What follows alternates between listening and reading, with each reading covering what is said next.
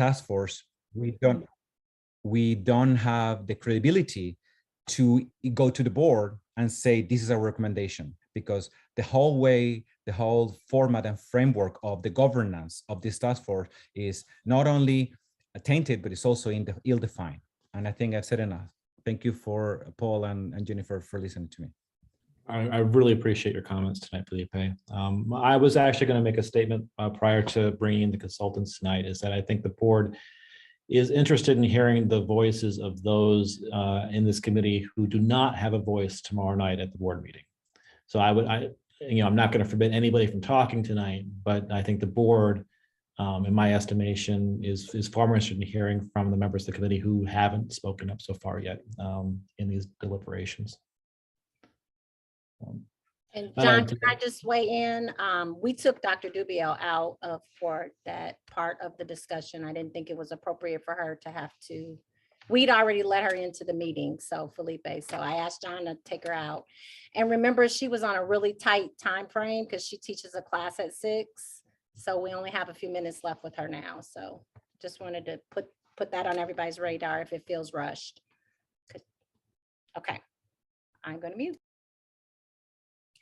Yeah, let's bring her in and get started, please. Here she comes.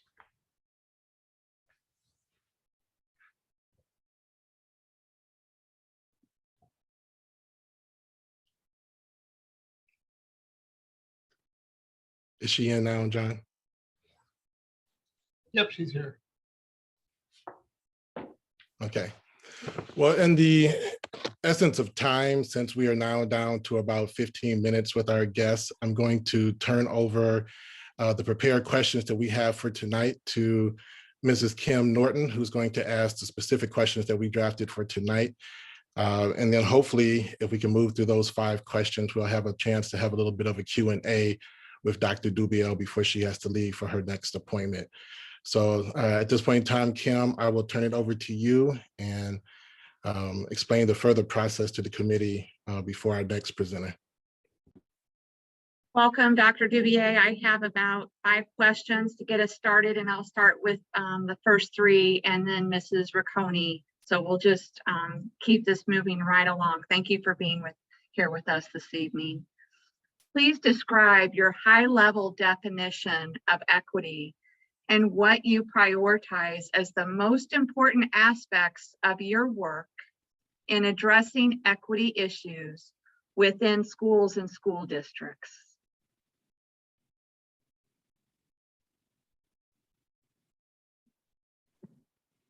So I do have one definition that I particularly utilize often, but it really is going to come to the districts, whether adopting or creating their definition based on their values. But there is a definition by the Midwest Equity Center, and they're funded by the U.S. Department of Justice Office, U.S. Department of Education Office of Civil Rights. And in summary, they basically talk about how equity really is about ensuring not only access and opportunity, but that is defined by outcomes, both quantitative and quality outcomes.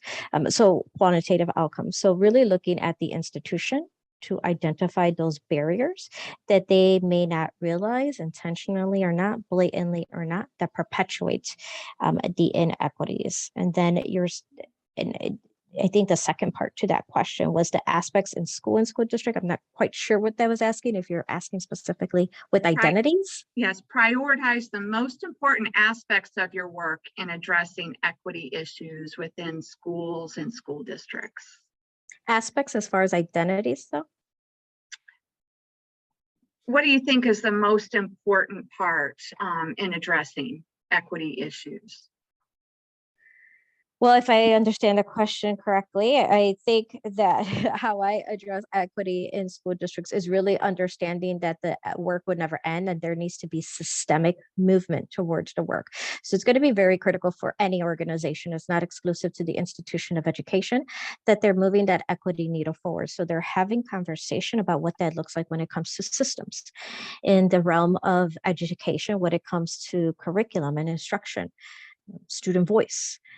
Really what we've identified as the 5 strands of systemic equity: professional learning and family and community as agency. There is no one strand that is more important than the other. The research is very clear on that. They're all critical and necessary to move the work forward, and the action that needs to be done in each of those strands are necessary to unpack the deep inherent inequities that we have in the institution of education. Thank you. Please describe the research and/or framework that you use to address systemic equity in your auditing process.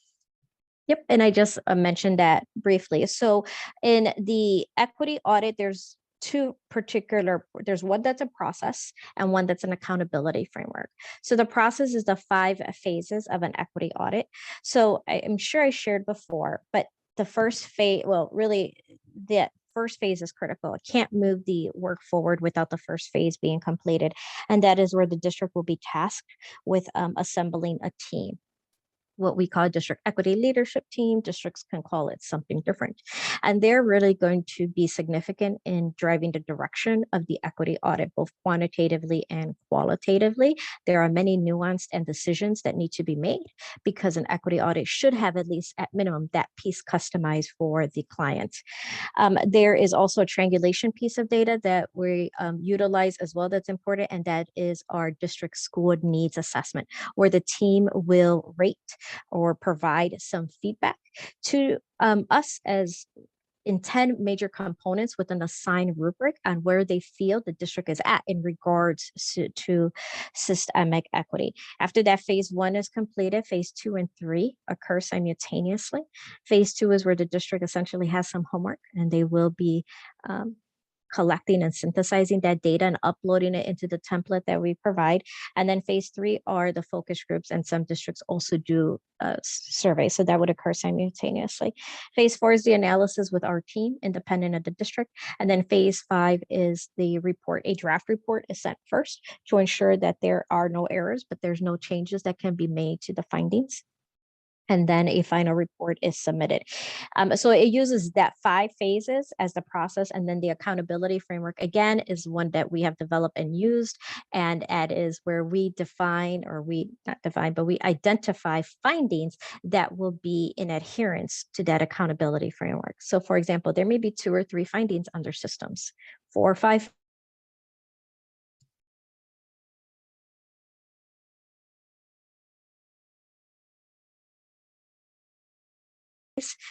for next steps to develop some action that is going to adhere to that accountability framework, to prioritize findings and then roll out the findings. They certainly don't need that accountability framework to do it, but it is a big task to already have it embedded within the audit. Okay, thank you. As an external auditor, please describe your current knowledge of the Urbana, Illinois community. Describe how you would seek to gain a better understanding of our school district during this process, and what challenges or limitations that you envision facing. Sorry, I'm just writing this down so I don't. And I can repeat if you need me to. I think I got it. Thank you for that, though.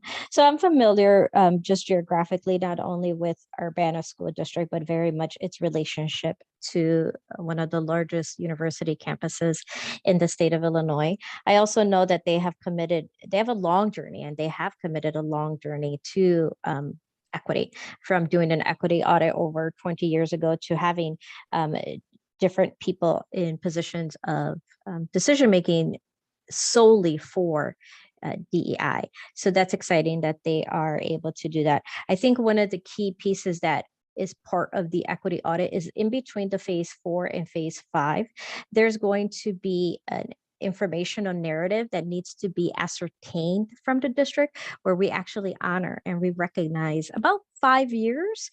Districts can go farther back if they choose, but with caution, where we ask the district to provide a brief narrative, or they can complete a form that we have to give us some feedback about what the historical work the district has done in regards to DEI. And we include that in the equity audit report to honor that work.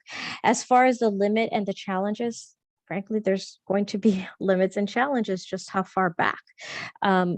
the work has been done in the district, and my knowledge is going to be as vulnerable as what people often share, which is going to be what comes out of the focus groups and what is designed from the surveys. Okay, and at this time, Mrs. Riccone is going to continue. Thank you.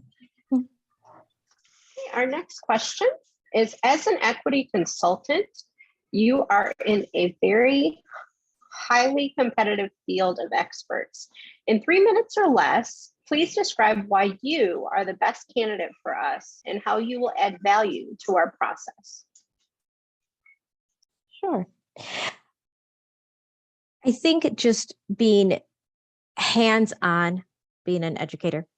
I have been the classroom teacher. I have been a self-contained ESL teacher. I've been a general education teacher. I have been one of the first directors of equity for a unit school district. So oftentimes consultants come from really a wide and exciting range of background and experiences that are deep in theory, but not necessarily in practice. And I think that's one advantage that I have, is the ability to know, is the reality that I had classroom practice, that I've developed curriculum, that I've been a team leader and a building leadership leader, that I've been a director of the ELL program, gifted program, and parent outreach, that I've been a large director of DEI for a large unit district, that I was recruited to be an executive director of equity for the largest regional office of education in the state of Illinois that oversaw 42 school districts. But I also have that scholarship piece.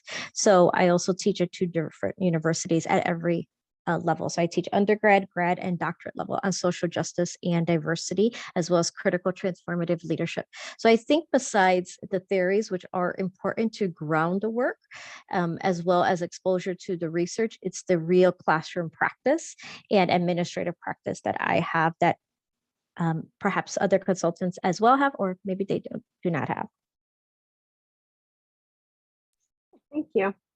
Our next and last question is, if recommended by the Equity Task Force to the Board of Education to approve your proposed contract, please describe the timeline to begin the audit process and the immediate first steps.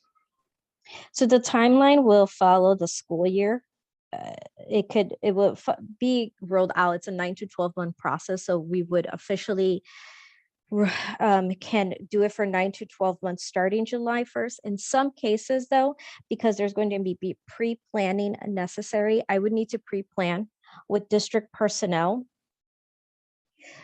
probably by April. And then they're going to be given work to assemble their team with some direction, some guidance to assemble the team. We need to complete phase 1 before I can complete phase 2 and 3. So phase 1 could occur before July 1st. And some districts do choose that, and it doesn't affect the impact and negatively or positively in any way of the district. So that could occur in June, which may be ideal if there are a lot of teachers on the district equity leadership team, because there's less burden of substitutes. And then phase 2 and 3 occur simultaneously. So it's really up to the district on how soon they collect that data. And then the fall semester would be needed to conduct the surveys and the focus groups. And then we have typically the spring semester to do the analysis. It won't take the entire spring semester, but we do allocate about 6 weeks. 6 to 8 weeks to conduct the analysis. So usually I tell districts it's a 9 to 12 month process. I have always delivered before 9 months.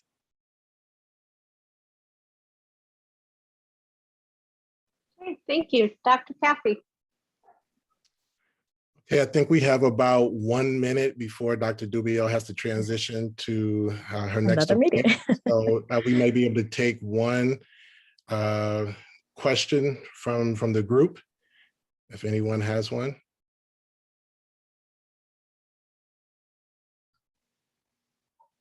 Can I? Please go ahead. Sure. So, Mr. Dubio, thank you so much for coming here again, and I'm going to try to be brief. So most of your research is very qualitative, and I think that you have a great expertise in leading focus groups and trying to understand, gather input through these channels. But I was wondering, don't you have concerns that maybe it's necessary to have I would say a more, get more inference from the data that we can gather, and maybe that will be a more, stronger way to get this audit? So the audit does utilize a mixed method approach. It does utilize quantitative and qualitative data.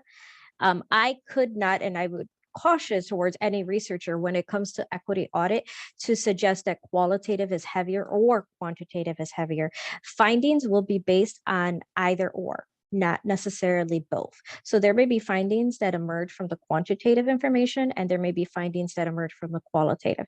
So I believe in one of the questionnaires, but that I may have addressed earlier, but an example I use, and it occurs often, is sometimes there are instances of microaggressions that the students are experiencing in hallways and locker rooms, and that is not documented in any quantitative form, but it is occurring on a regular basis. So that data is absolutely critical. And at the same token, we may have quantitative data that shows when we disaggregate it by race or gender or special population, there's real discipline disproportionality. And that may not come out in any focus group or survey. Maybe it's unknown to the people who are participating, but the trend, according to that quantitative data, is really alarming. So either scenario will lead to a finding. Thank you. Okay, Dr. Dubiel, we thank you and appreciate you spending some time with us this evening. I don't want to hold you and make you late for your next appointment. Thank you. I will follow up with you post this meeting tonight and let you know the next steps of the task force. Okay. So thank you once again, I appreciate you. Thank you. Good night. Good night.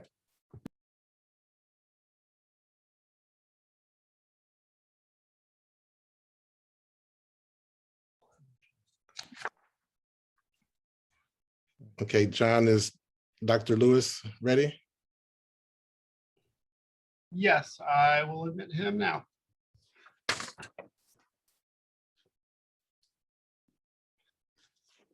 Good evening, Dr. Lewis. It might take him 1 second to connect his audio.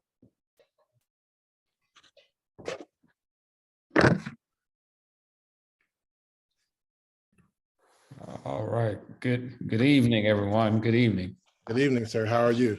Good. Everything's going well your way? Yes, sir. Yes, sir. Great. We appreciate you taking the time to meet with us tonight. No problem. No problem.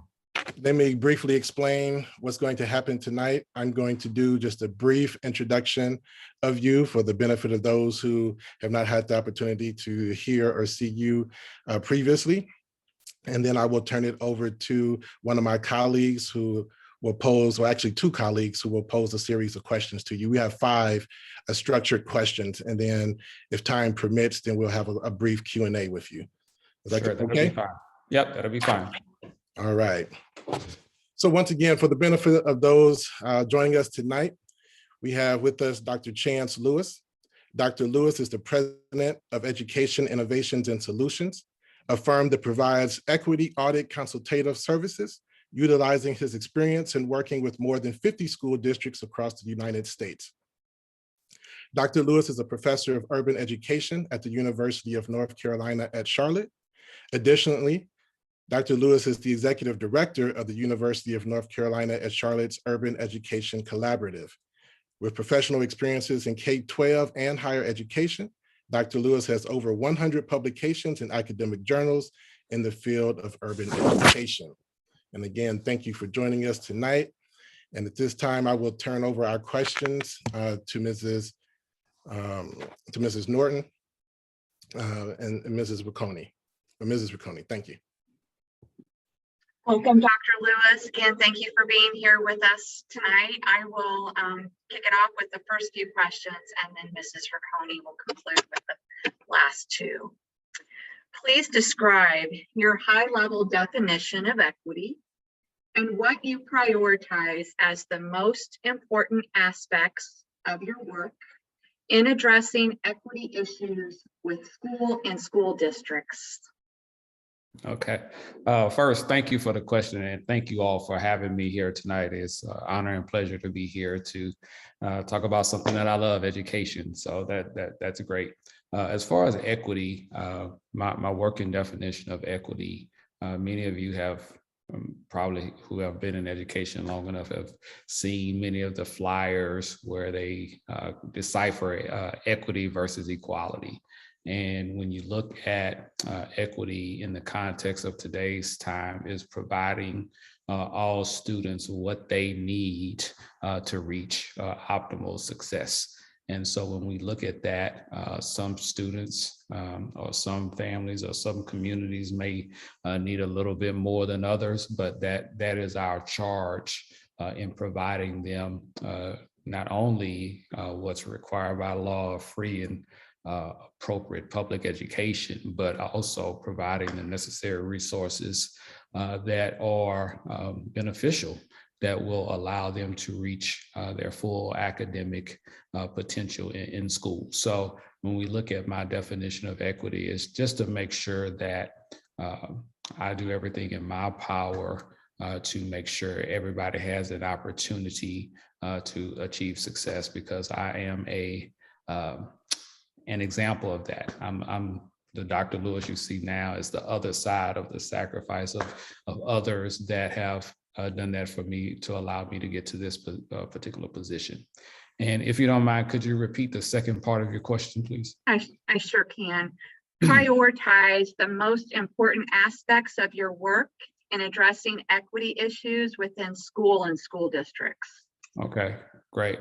The most important part of my work now, as I see it, first and foremost, always for me, is going to be the teaching that I do, because that's where I have the one-on-one impact of many educators, not only getting teachers, but school leaders and policymakers and persons who are in key strategic positions all around the country. So for me, that's the most important part of what I do, is preparing and sending those persons out across the country to make a difference in those communities.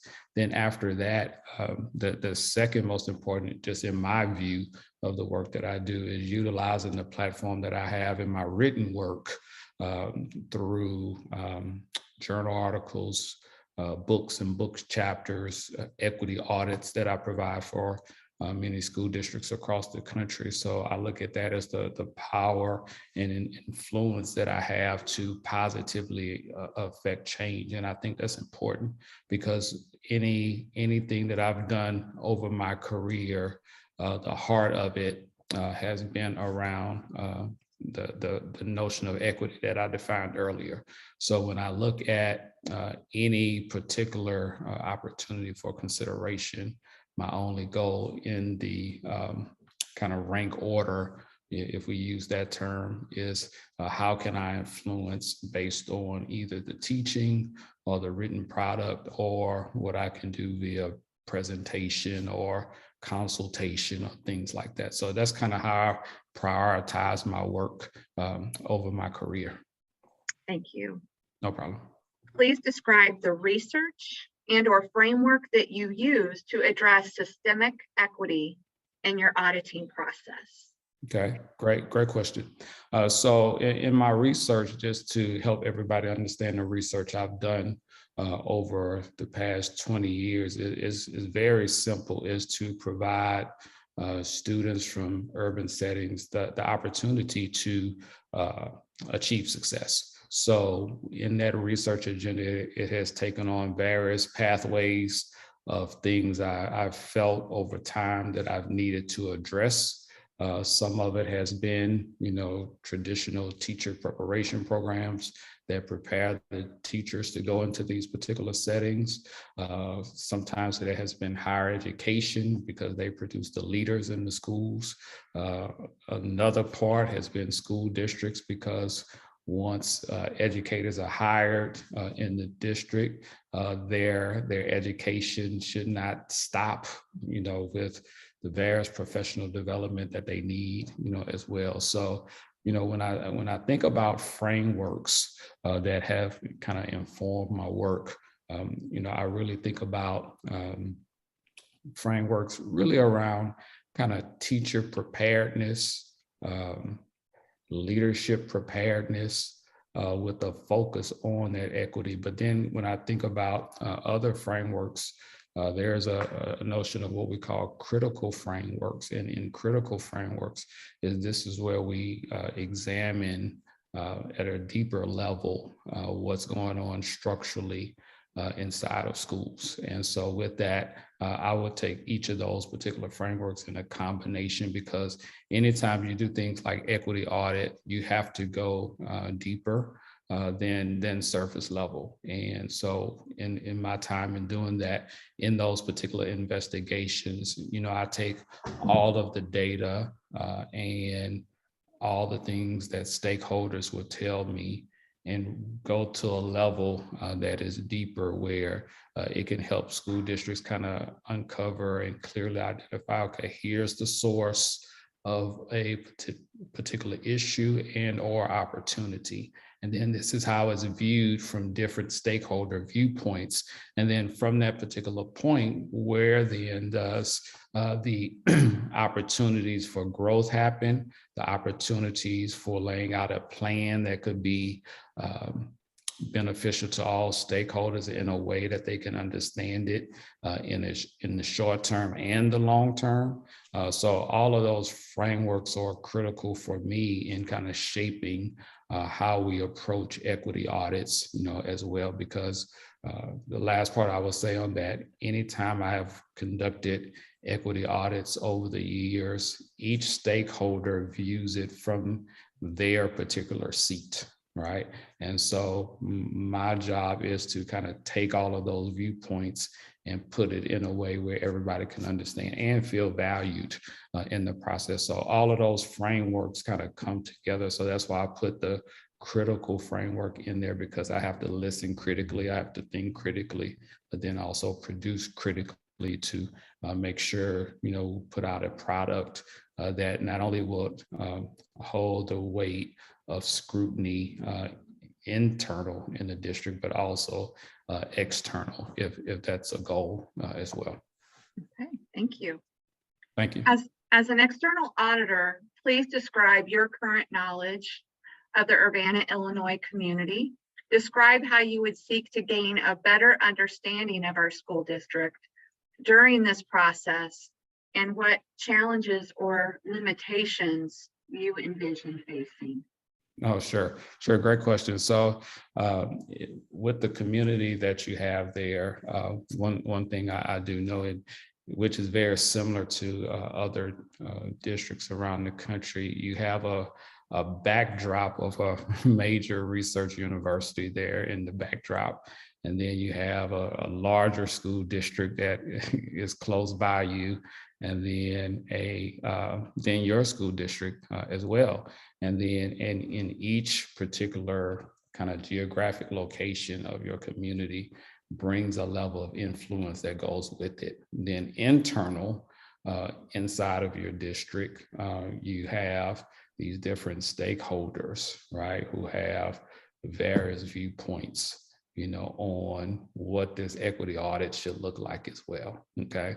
And so in taking all of that, that presents a lot of opportunity and, a few challenges as well, but nothing I haven't seen before. So this is how we address these items, okay? One, we look at the value of the historical aspect of your district, those particular stakeholders, because one thing I've come to learn, in every community, there are certain stakeholders in the community that can really tell the story, right, of that district. And so when we start to look at that and laying out how you move forward with opportunities and challenges, one of the unique contexts I would do if selected for this particular opportunity is to take all of the assets that are in that particular community and have those conversations in consultation with the district, and then lay out the plan of, okay, how can we make this the most inclusive equity audit as possible, okay?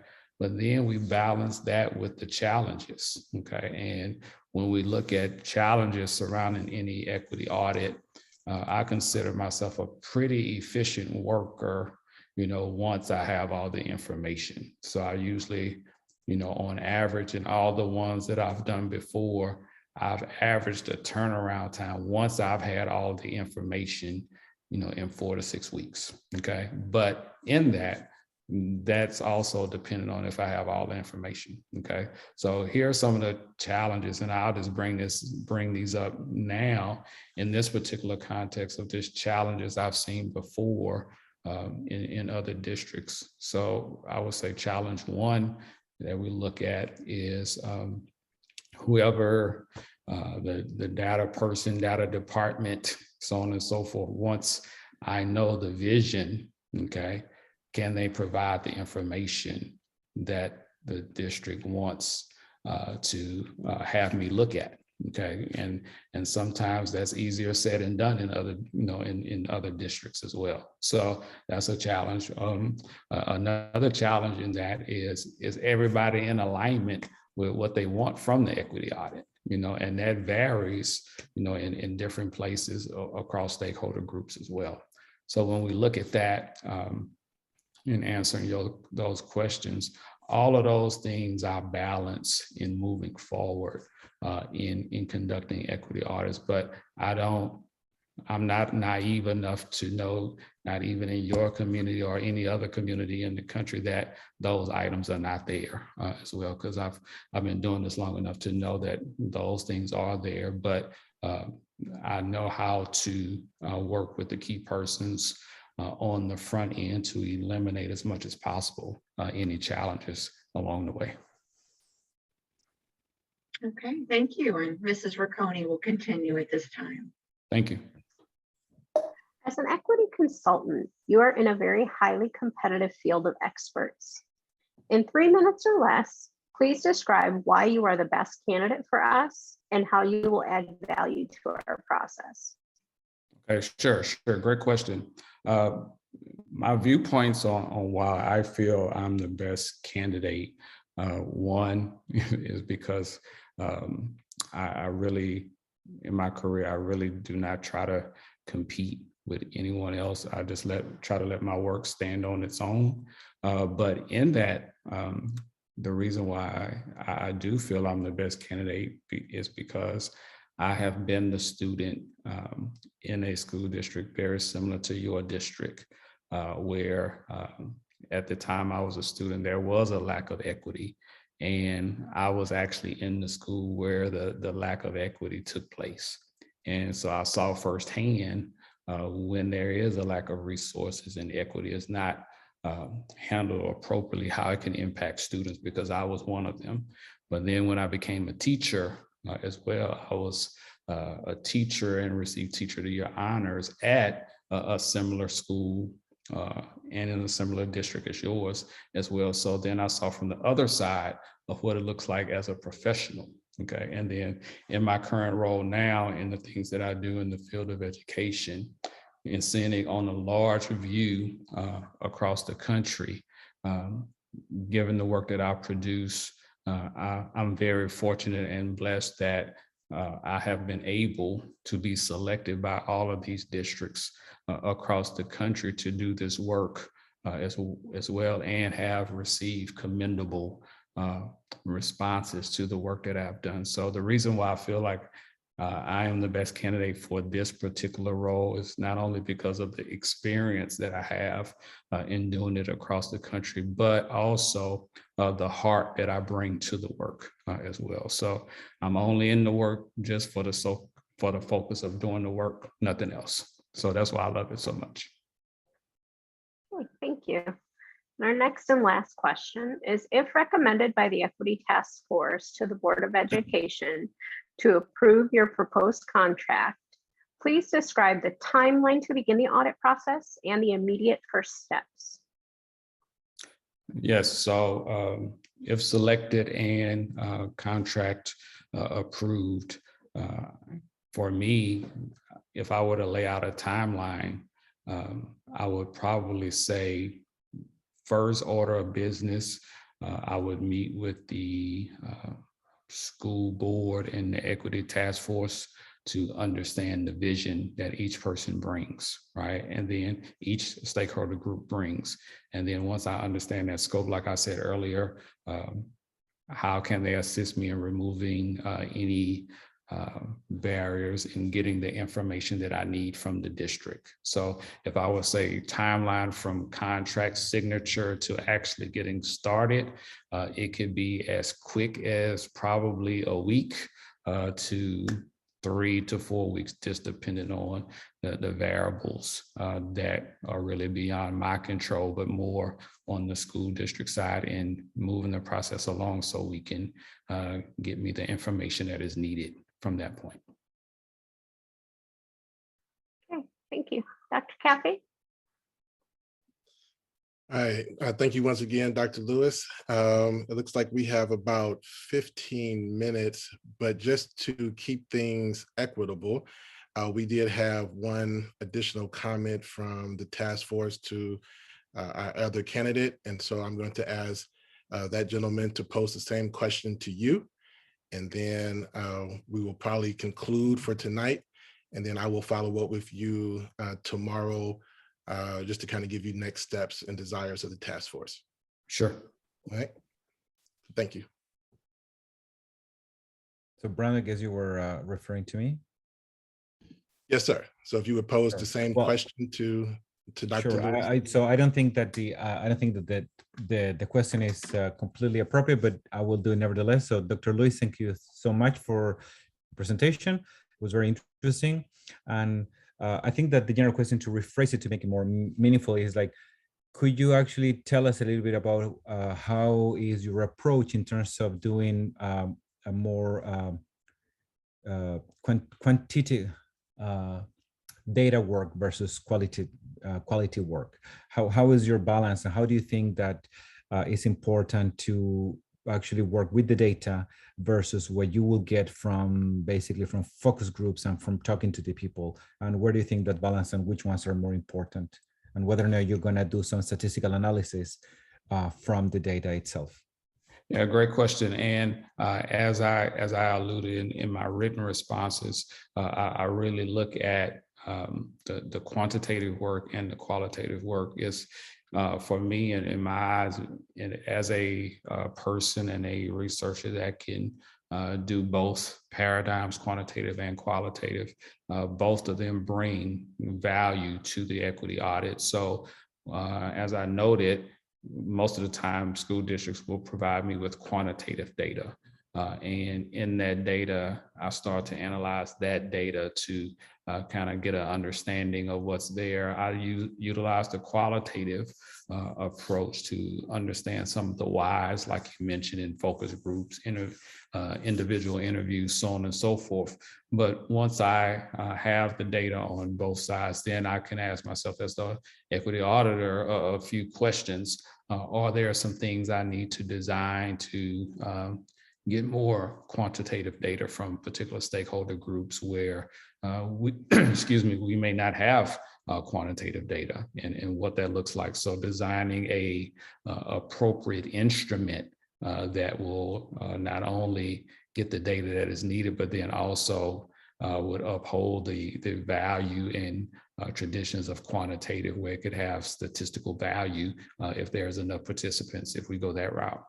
So based on that, once I look at the type of data that I have, usually what will happen in my analysis, as I alluded to in my written response, is that for the majority of equity audits, and this is why, to answer your question, this is why I ask these questions up front of the vision of the equity audit, because a lot of times most of those questions and vision can be answered in descriptive statistics from the quantitative side, percentages and all those things I laid out there.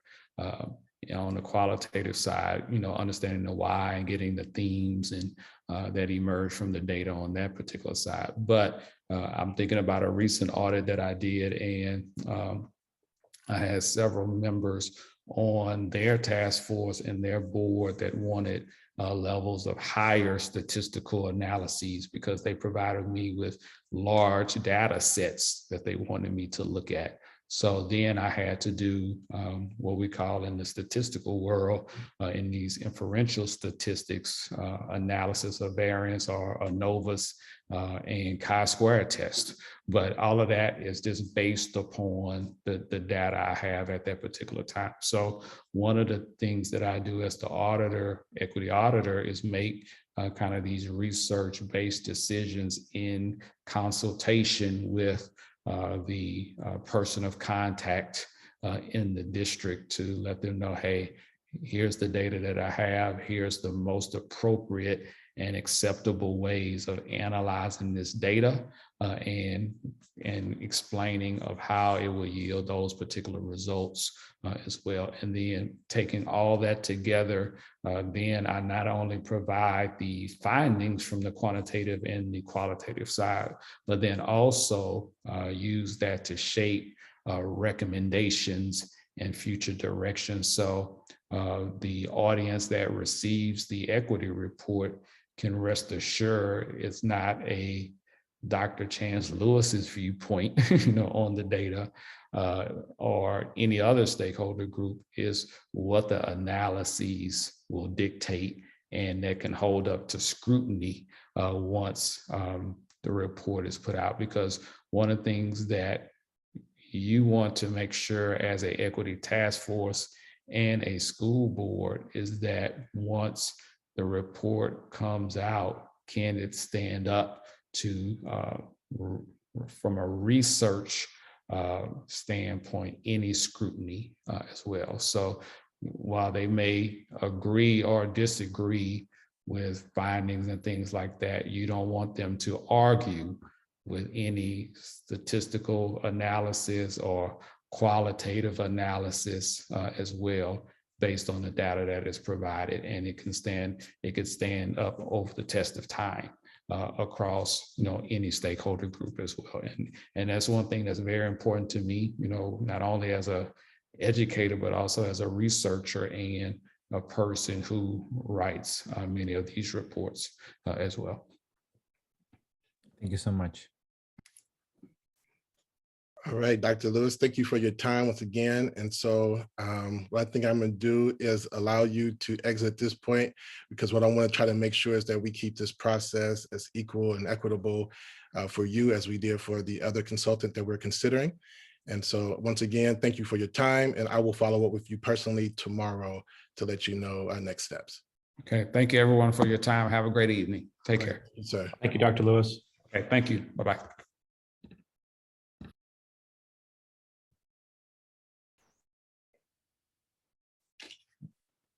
All right, so at this time, I believe if it's the wish of the task force, we can have some debate as to the strengths and weaknesses of both consultants.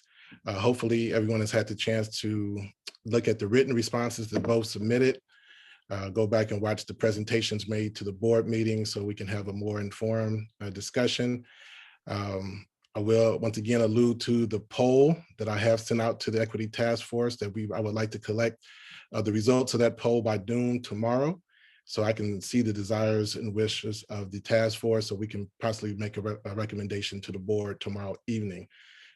So again, if you have not had a chance to look at those written responses or need more time to go back and review the presentations made to the board, please do so that you can vote with confidence in the poll. And then we will move forward once I have the results of the poll. So at this time, we can open the floor for discussion.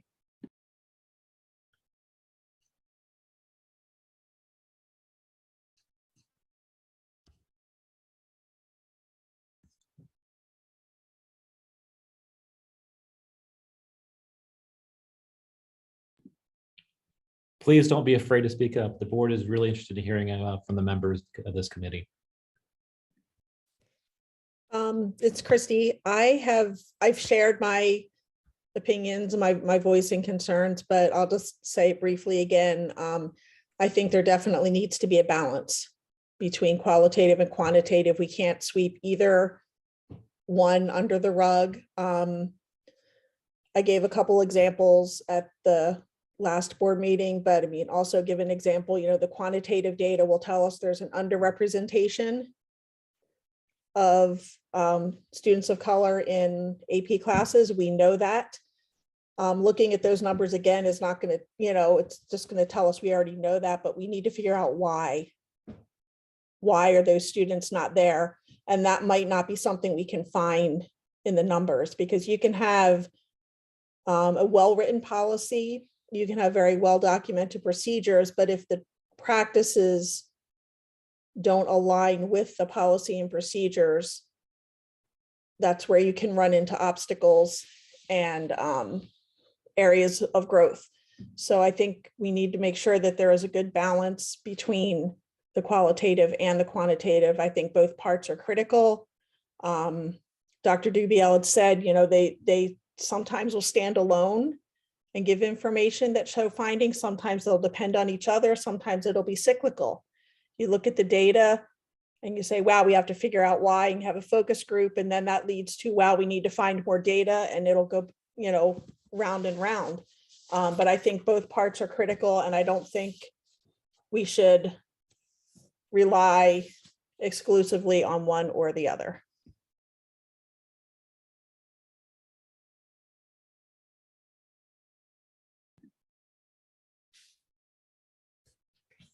And I'll also add, I think it was Tori a few board meetings ago, she had said,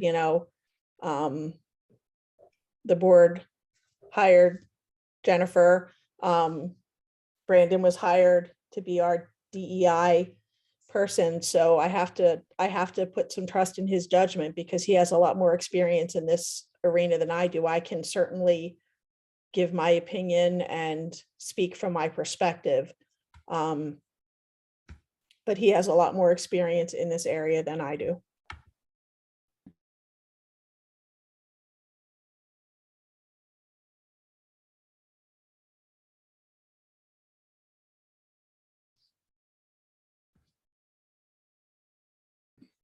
Well, let me just add to that real quick. I think both consultants obviously are very qualified. Otherwise, I would not have brought them before the task force and ultimately the board to make presentations. And in my position and role as director of DEI, my job was to vet and bring forth.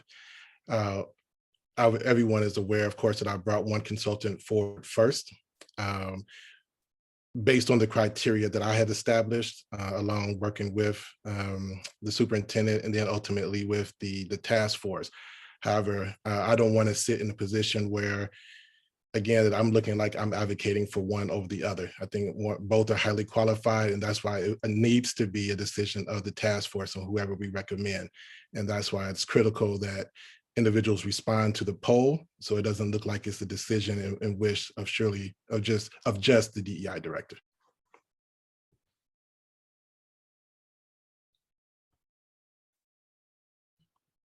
Thank you, Dr. Caffey. This is a safe space, people. Please don't be afraid to speak up.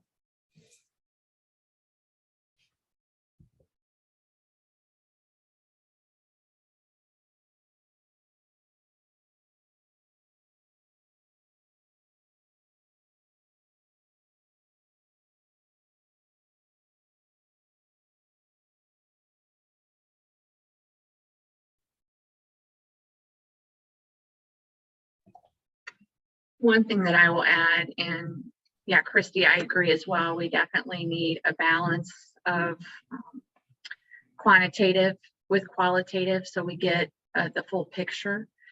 And I think that it's just really important that the firm that we choose is thorough. And listening again tonight, I do feel that I felt from the explanation on time that one was more thorough than the other due to the time involved. Yes, it is important that they work with us to get our qualitative data, but then there's time disseminating that data, making some actionable steps forward, but balancing that with the qualitative piece and meeting with our different stakeholders. And all of that is definitely not a quick process.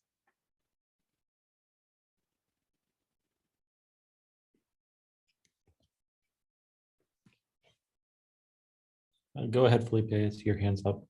Sure. So I was, I don't want to be the only one speaking, but somebody should speak up, and usually that lies on me. I will suggest that, in my opinion, I don't think that this task force should be making the decision. I don't think we have the legitimacy or the knowledge to make such a decision. And I think that, as I said, the whole process has been tainted. I think that both Dr. Lewis and Dr. Rubio are certainly above the bar, above threshold. We wouldn't go wrong with any of them. But this whole process has become too convoluted, and I trust that Dr. Caffey brought us the people that he thinks are the best, and also that Jennifer, and I think that other people like Lupe and Joe known some of these people from a while, and I will basically trust their judgment. I think that my view of the task force would be mostly on providing input from the community, or where do we want to move forward, but not making these type of administrative decisions, which I think are part of the should be probably part of the what the school board should be doing. And I think that in the past I would have actually have no issues with us making a decision, but as I say, it's clear that most of the people that speak here are the parents, and there's only 2 of us here. Some of you are parents, but my status on my professional career has no implications about what I voice and what I don't voice, and whether has any implications. And as I said before, there are very few absolutely free players in this task, and that's why I think that the whole way in which this process has been done is tainted. And I suggest that we do not move in that direction. I think that this task force should not be voting or making a decision, because even the governance. So, one of the first meetings, I asked, what is the governance of this body? How are we going to make decision? Is it going to be by vote? How are we decided? And that was not clearly stated. And I think it should be clearly stated, because we get into these issues, and where we have, people from the board now attending, but not being able to talk. And they're clearly care about what's going on, because the whole process was not properly laid out. And, even though I think we all want the same, we all have, I think, the heart in the right place. We are wasting time in decisions because the procedure was not very well thought. So I would propose that we do, the task force doesn't make this decision, that this is passed to the board and they made the decision, and that hopefully Jennifer and Dr. Caffey, they actually tell us what their opinion is, because they know this. I actually have an opinion, but my opinion should be much more informed from the people that I trust, and that I trust their judgment, because they've been in education, and this is their business. So that's one way. But the other thing is that I think that as a task force, we need to rethink ourselves, and we need, in a way, to rebuild it, because we are, we're losing members, and we do not have the credibility of the community. I mean, we don't even have the credibility of this member of the community. That's me. So I'm very concerned about the future of what we're doing, because I signed up because I want to help, and I see that we're not helping. Everybody's silent in this room, and in a way, we're like moving on, or like following the status quo, and this is not the way to be a task force. Appreciate your perspective, Felipe. I really do. I just want to make one thing clear, though. The board was not asking for a decision from this body. It was asking for a recommendation. The decision is ultimately the board's, and the board will be discussing this tomorrow night. Thanks for the clarification, Paul. It was confusing for me when we were supposed to be voting. Maybe I didn't read the email properly. Probably. It's all good. Does anyone else like to make a statement about either the candidates or the process? Anything really? Like I said, this is a safe space for anybody to talk. So I think something I'm struggling with is that, first, I really appreciate Dr. Caffey, the people that you brought forward.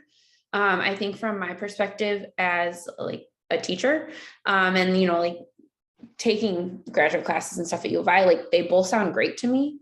And so I'd really just appreciate hearing like different pros and cons, like specific pros and cons that people have about the different options, because I think what I hear and like what I've read and what I watch from the board meetings, like they both sound great. And so I'm not, it seems like both parties would really do a great job and do what we want, like with fidelity and what we want to get out of it. And so I'm just not really sure like how I think maybe I don't have the expertise maybe to decide, because to me they both seem good. So I would appreciate hearing, and maybe is more why I'm a little bit more quiet, because I'm not really sure what the maybe major negatives almost would be between choosing one or not another.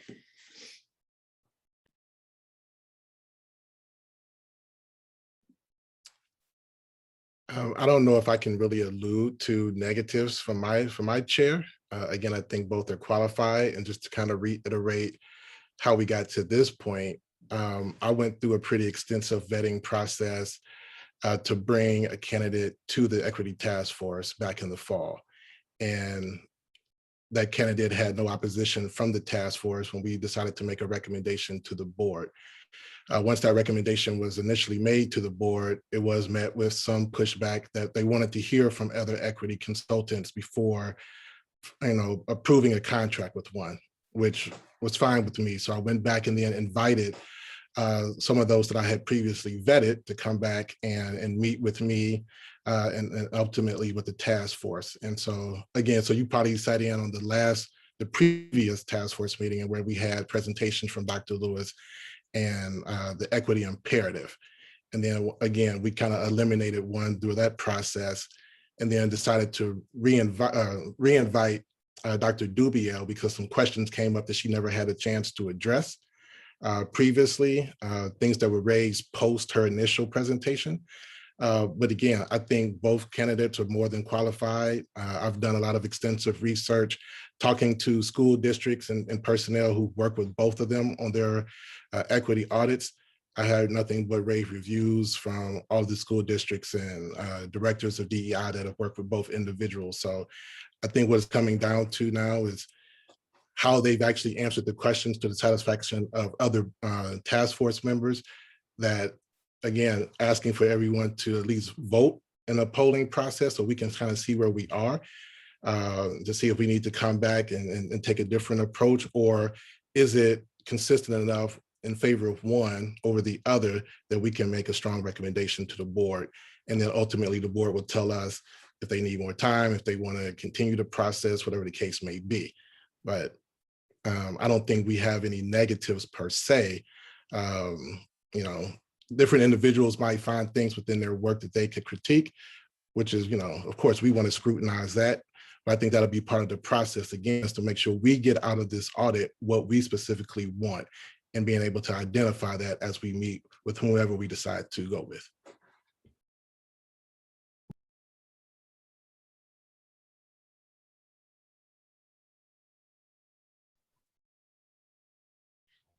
Well, I will speak up again, and I very much appreciate the willingness to take a vote. We're down to two very capable candidates.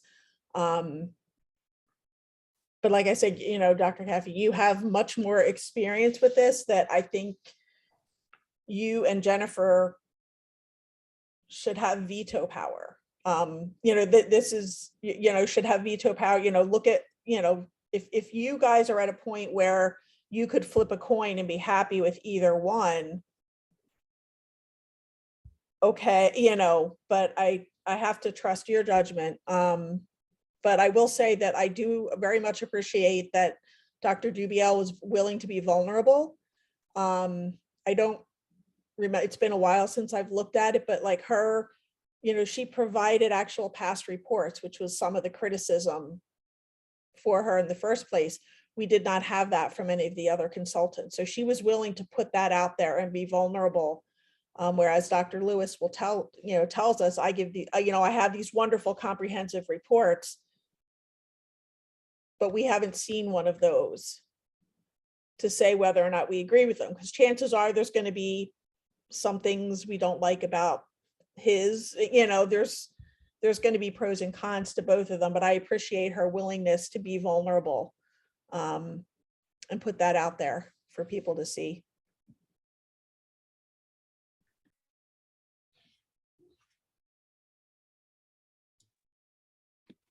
And Christy, I agree with you and several of the other candidates. I've been intentionally silent because I'm listening. And when I'm not an expert in an area, I don't offer much, but I am listening and I'm jotting down notes. But I definitely would like to defer to the expertise of, like several people have said, to Dr. Caffey, Dr. Ivy Tatum. I trust their professional judgment. So it's not that I'm being silent because I'm intimidated or I'm frightened to share. It's just that this is not my specific area of expertise. Education is my area of expertise. Making sure that children have what they need to learn and be successful is my area of expertise. So I'm really respectful of the input of those who this is your area, and to listen to and read all the information that the candidates provided.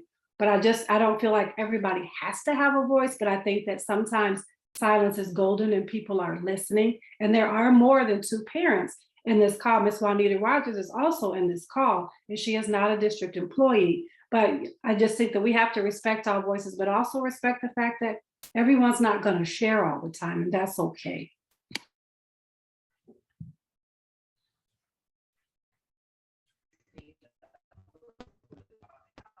I'd like to say something, if I could, please. You hear me okay? Yeah, yes, please go ahead.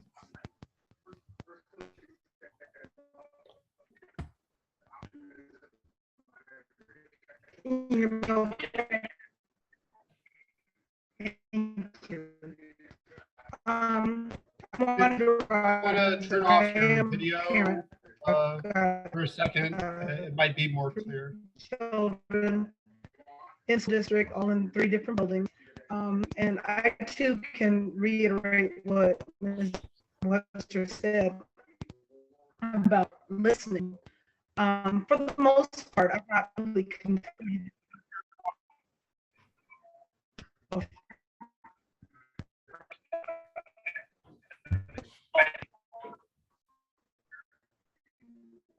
Sure, can you hear me now? There's a lot of lag and interference. Is that better? A little bit. Maybe if we turn off our videos, will that help? Maybe, John, I know that. No, it won't help. Okay. Is that better?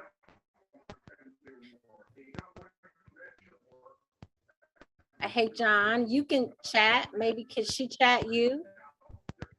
And you can share it since you're the only one who can chat. Is that better? I definitely want her voice to be heard because she is a parent and she has been throughout this process. So.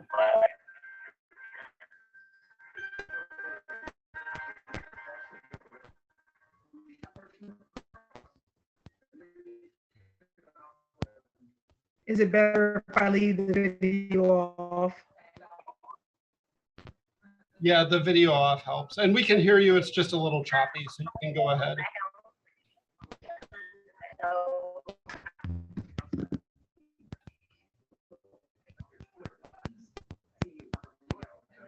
How about now?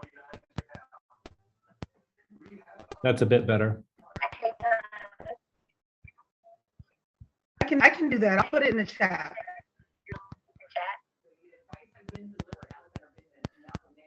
I can put my comment in the chat, Dr. Tatum. Great, and then John will read that into the record, so it'll be on the recording. Yeah, thank you so much.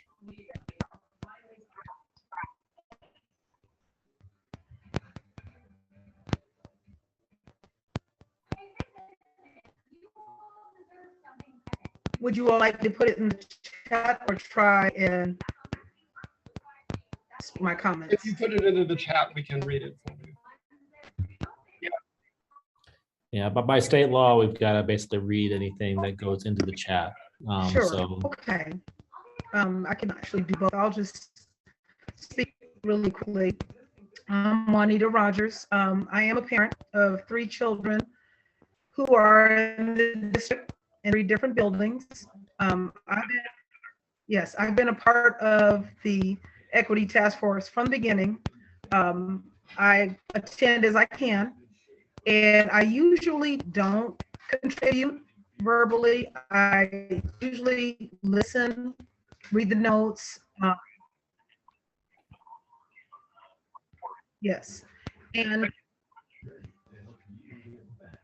I just wanted to make a comment tonight. I've noticed that there hasn't been a lot of feedback on the task force, and that's okay, including from me. I like to. Okay, so would you prefer me to stop?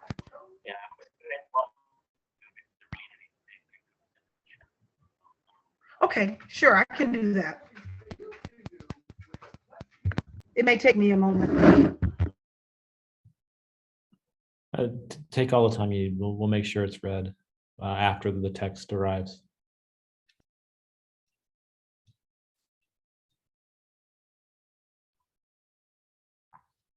While we're waiting for Ms. Rogers' statement, does anyone else wish to speak?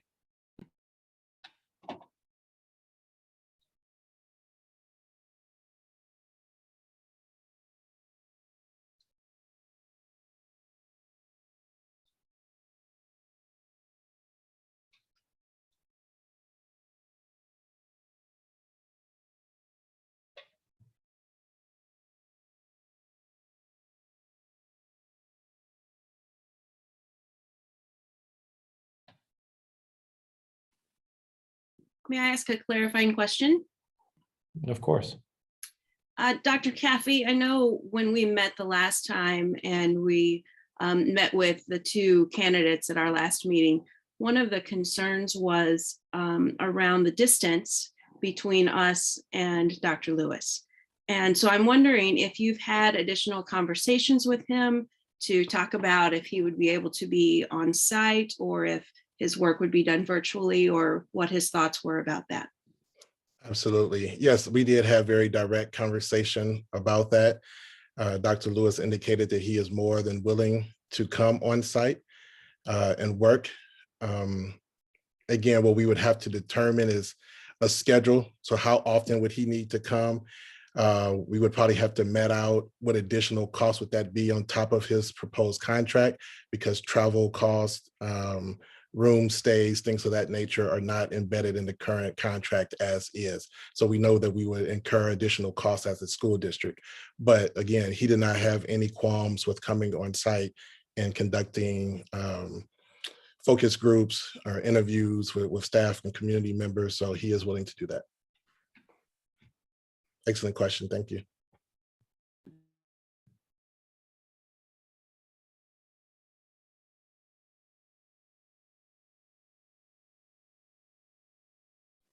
Can I ask a question also?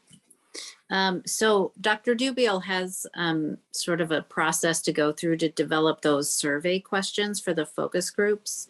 I did read over all the materials and everything and watch the videos, but I don't remember about Dr. Lewis having, where would those questions come from for Dr. Lewis for those focus groups? So comparing the 2, you're absolutely right. I think Dr. Dubiel has a much more structured process that she engages in.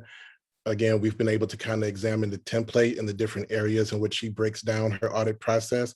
For Dr. Lewis, it's much more build as you go. So he would really like to come on site, meet with board members, central office staff, teachers, so on and so forth, and then kind of go from there. And so he doesn't necessarily have a structured plan that he can submit to us. It would be custom built based on what we say we want and need as a school district.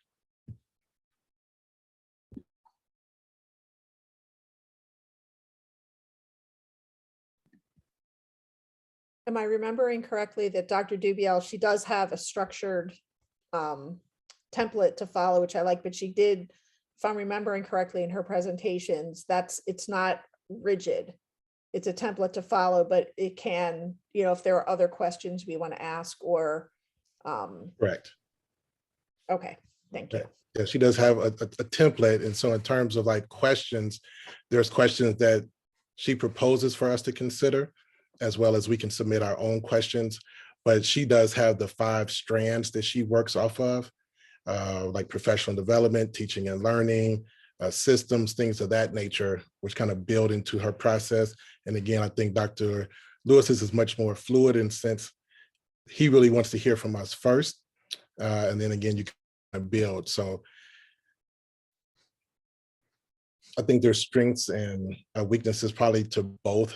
It does concern me a little bit when we're talking about our process and what we need for our school district, how we can get this done with Dr. Lewis in a timely manner, because I think it's going to require a lot more conversation with him either coming on site or meeting virtually to build out what we're looking for, since he doesn't have a structured plan, versus amending something that Dr. Dubiel already has in place.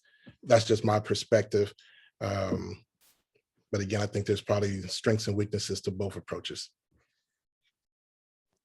Well, and one of the other things that I can recall was that we had a question about whether or not Dr. Lewis would actually be doing those focus groups, or if that would be on us as the district versus Dr. Dubiel doing those focus groups. Is that correct, or am I mistaken?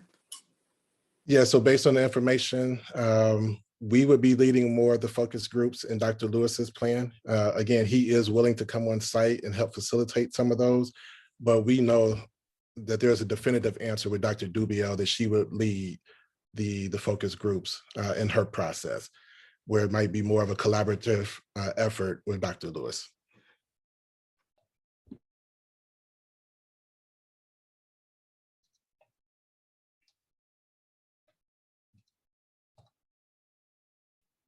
So I've been thinking a lot about the comment that Elizabeth had made about how both of these candidates are good. Like you said, Dr. Caffey, like there's pros and cons to everybody. But I guess in my mind, I'm thinking, like you said, some people in specific areas are going to look at things from their perspective.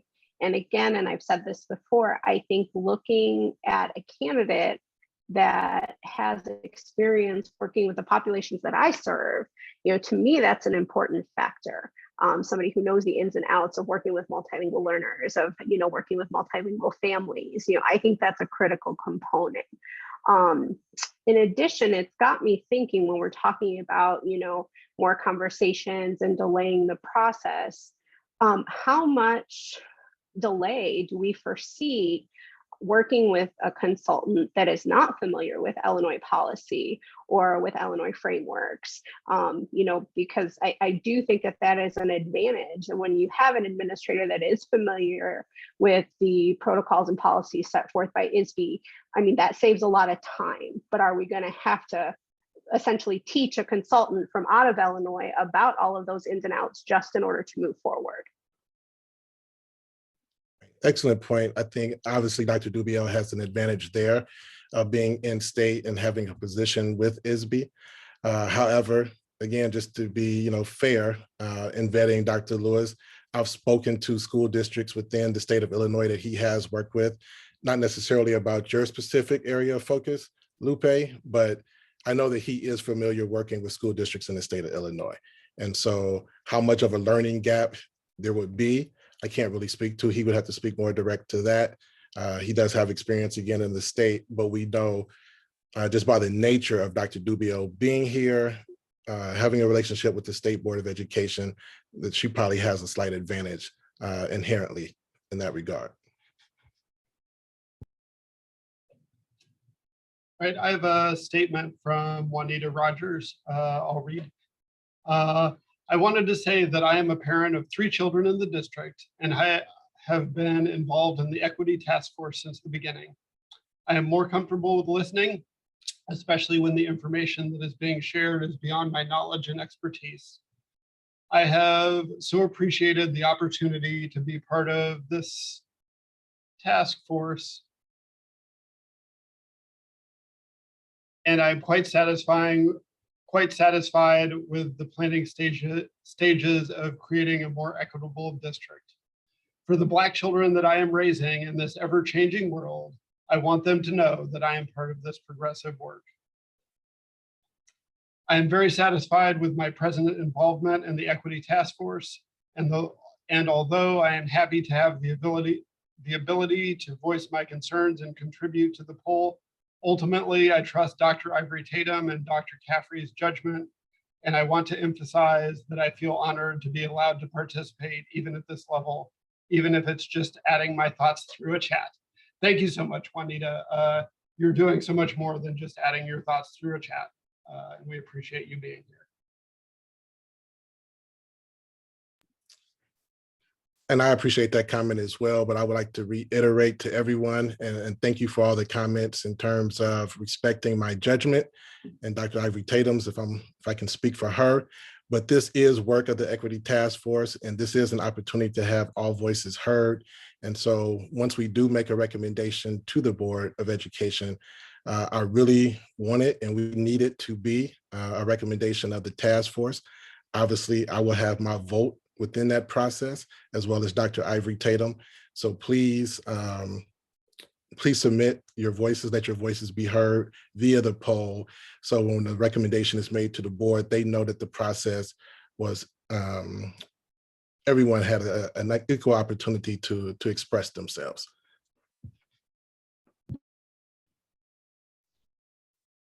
Thank you very much, Dr. Caffey, and everybody who spoke up tonight.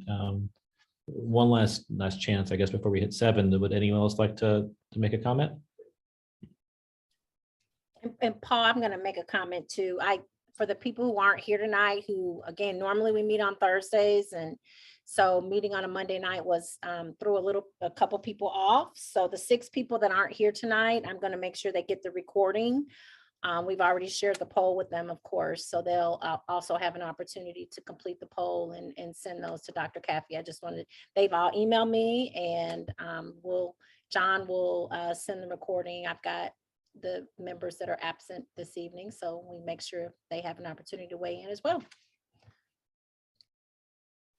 Yeah, and I just want to say one more thing about I've been with the task force from the beginning. I mean, I feel like that process that we went through to kind of develop our statement, our mission statement, there was a lot of participation, a lot of interaction, a lot of discussion that I felt like was really, really strong. And I felt like a lot of voices did give their feedback, and we were able to break into smaller groups, which is, I think that it's a little easier to kind of do those discussions because we are such a big group.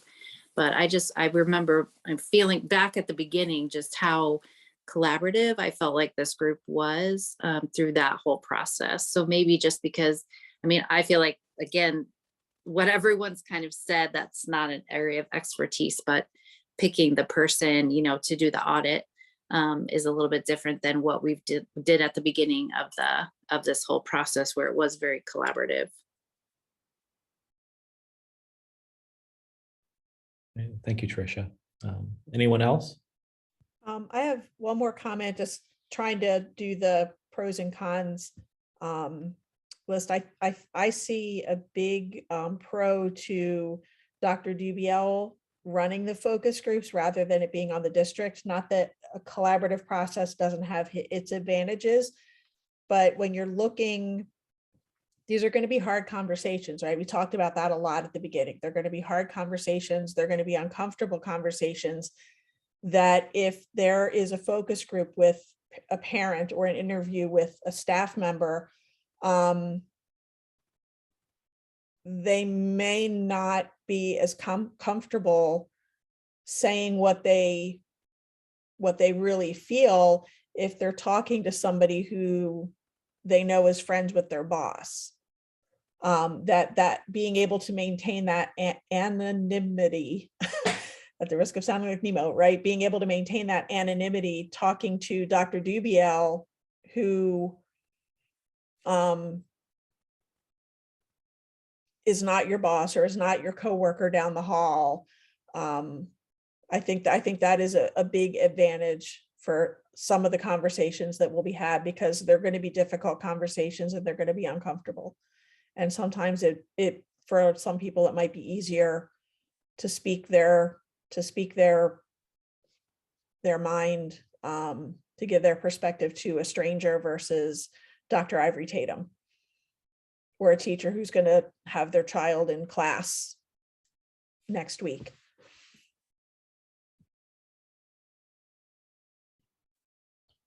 Okay, thank you, Christy. Well, one last call. All right, well, I want to thank everybody for participating, either just by listening or speaking tonight. Your input and your presence is so greatly appreciated. I know all your time is very, very, very valuable, and I can't thank you all enough for the work you do here.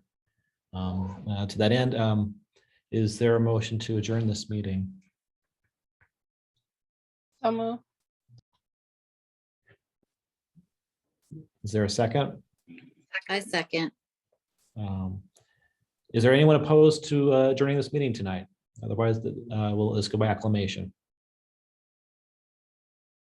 All right, hearing none, our meeting is adjourned. Thank you all very much. Have a great night. Thank you. Thanks, everybody.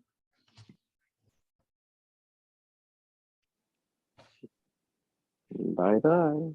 Bye. So John, you want me to give you the names?